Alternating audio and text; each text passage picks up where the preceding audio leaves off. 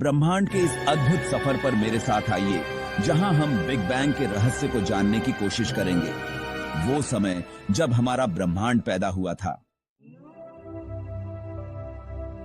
सोचो, एक ऐसा समय जब कुछ भी नहीं था, न तारे, न ग्रह, न आकाश गंगाएं। एक ऐसा समय जब न तो प्रकाश था और न ही अंधकार। सब कुछ एक गहरे सन्नाटे में डूबा हुआ था। न तारे, न आकाश गंगाएं, न समय, यहां तक कि समय का भी अस्तित्व नहीं था। यह एक ऐसा शून्य था जिसे समझ पाना भी मुश्किल है। बस एक सिंगुलैरिटी, बहुत ही छोटा और भारी बिंदु।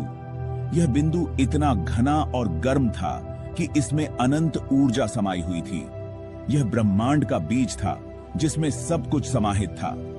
13.8 अरब साल पहले इसी सिंगुलैरिटी से एक अद्भुत विस्तार शुरू हुआ, बिग बैंग। इस महाविस्फोट ने ब्रह्मांड को जन्म दिया। एक पल में यह छोटा बिंदु तेजी से फैलने लगा और ऊर्जा, पदार्थ और समय का निर्माण हुआ। यहीं से अंतरिक्ष और समय की शुरुआत हुई।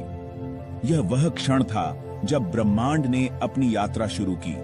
समय की धारा बहने लगी और अंतरिक्ष का विस्तार होने लगा। जैसे जैसे ब्रह्मांड फैलता गया, वो ठंडा होता गया और ऊर्जा ने कणों को जन्म दिया। यह प्रक्रिया धीमी थी लेकिन बेहद महत्वपूर्ण, जैसे क्वार्क, लेप्टॉन और बोसॉन। ये छोटे छोटे कण ब्रह्मांड की पहली ईंटें थे। इन्हीं कणों ने मिलकर बाद में परमाणु और फिर तारे और आकाशगंगाएं बनाई। बिग बैंग ने न केवल ब्रह्मांड को जन्म दिया, बल्कि हर उस चीज को भी जिसे हम आज जानते हैं। बिग बैंग के 1 सेकंड के भीतर ही क्वार्क ने प्रोटॉन और न्यूट्रॉन बनाना शुरू कर दिया।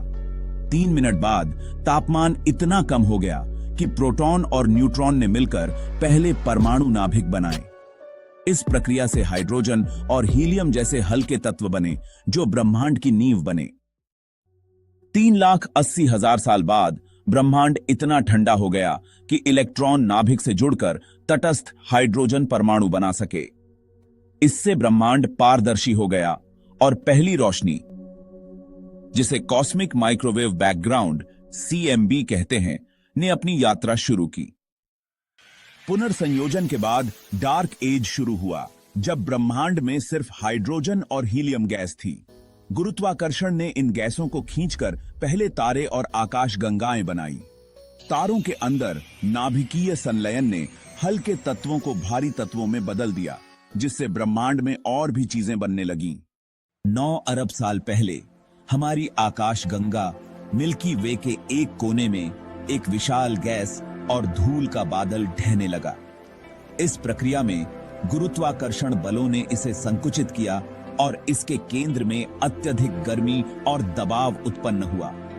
यही वह क्षण था जब हमारे सूरज का जन्म हुआ, जो आज हमारे सौर मंडल का केंद्र है। सूरज के चारों ओर घूमती धूल और गैस की डिस्क ने धीरे धीरे ग्रहों का रूप लेना शुरू किया। ये छोटे छोटे कण आपस में टकराए और जुड़ते गए, जिससे बड़े पिंड बने।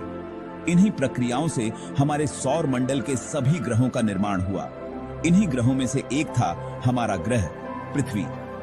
प्रारंभिक पृथ्वी एक उथल पुथल भरा स्थान था, जहां सतह पर पिघला हुआ लावा और लगातार उल्कापिंडों की बौछार हो रही थी। एक ऐसा समय था जब पृथ्वी का वातावरण और सतह दोनों ही बेहद अस्थिर थे। लगभग 4.5 अरब साल पहले पृथ्वी का जन्म हुआ। समय के साथ यह ठंडी होने लगी और इसकी सतह पर ठोस परतें बनने लगी। ज्वालामुखी विस्फोटों और अन्य भूगर्भीय गतिविधियों ने इसे धीरे धीरे एक स्थिर ग्रह में बदल दिया। इस कठोर और चुनौतीपूर्ण वातावरण में भी जीवन ने अपनी शुरुआत की। सूक्ष्म जीवों ने इन चरम परिस्थितियों में भी पनपने का रास्ता खोज लिया। यही जीवन समय के साथ विविधता और जटिलता में विकसित हुआ, जिससे आज की पृथ्वी पर जीवन की भरमार है। ब्रह्मांड का आखिर क्या होगा? क्या यह हमेशा के लिए फैलेगा या किसी दिन इसका अंत होगा? यह सवाल वैज्ञानिकों और दार्शनिकों को सदियों से परेशान करता आ रहा है। वैज्ञानिकों के पास 3 प्रमुख संभावनाएं हैं। बिग क्रंच, बिग रिप और बिग फ्रीज। ये तीनों संभावनाएं ब्रह्मांड के भविष्य की अलग अलग कहानियां बयां करती हैं। बिग क्रंच में ब्रह्मांड का विस्तार रुक जाएगा और यह अपने ही गुरुत्वाकर्षण के कारण सिकुड़ने लगेगा। अंततः यह अपने आप में समा जाएगा, जैसे एक विशाल ब्लैक होल। दूसरी संभावना है बिग रिप। इसमें ब्रह्मांड का विस्तार इतना तेज हो जाएगा कि गुरुत्वाकर्षण, परमाणु बल और यहां तक कि अणु भी टूट जाएंगे। हर चीज अलग हो जाएगी। बिग रिप का मतलब होगा कि ब्रह्मांड के हर हिस्से को अलग अलग कर दिया जाएगा। यह एक विनाशकारी और अराजक अंत होगा।